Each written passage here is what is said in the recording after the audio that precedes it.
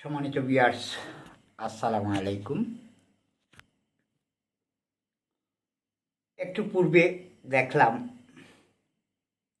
সম্প্রতি Iran Israel যুদ্ধে Dubai বিমানবর্তী চিকিৎসা সরঞ্জাম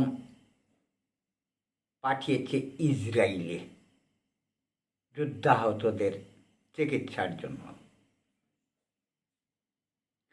গত সম্ভবত বছর 2 আগে সৌদি আরব ইউক্রেনে $400 কোটি ত্রাণ পাঠিয়েছে, অথচ ইঙ্গো মার্কিন ইউক্রেনে ঘাঁটি গেড়ে রাসায়নিক, জীবাণু, পারমাণবিক সকল ধরনের প্রযুক্তির কারখানা ইউক্রেনে গড়ে দিয়েছে। সেই অবস্থায় পুতিন, রাশিয়া তার ইউক্রেনের পার্শ্ববর্তী, সে কি বসে বসে আঙ্গুল চুষবে? সে তো ইউক্রেনকে এই পথ থেকে বিরত থাকার জন্য আক্রমণ করবেই। আসলে দোষ পুতিনের না ইঙ্গো মার্কিন এবং জেলেনস্কি? সেখানে সৌদি পাঠালো $400 কোটি ত্রাণ।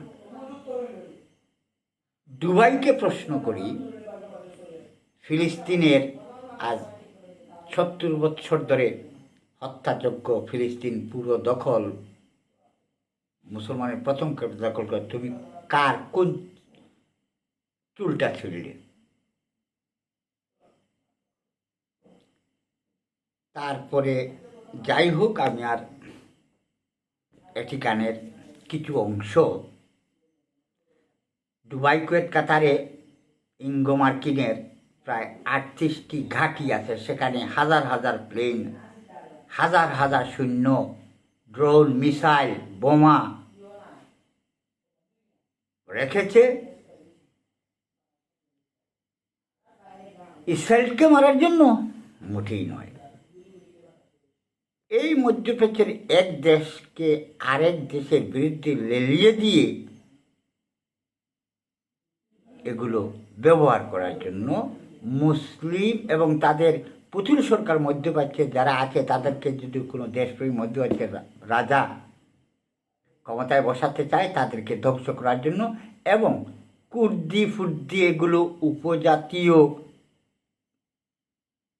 সংখ্যালঘুদের তুরস্ক, সিরিয়া, ইরান, ইরাক এগুলো দেশে ক্ষমতায় অধিষ্ঠিত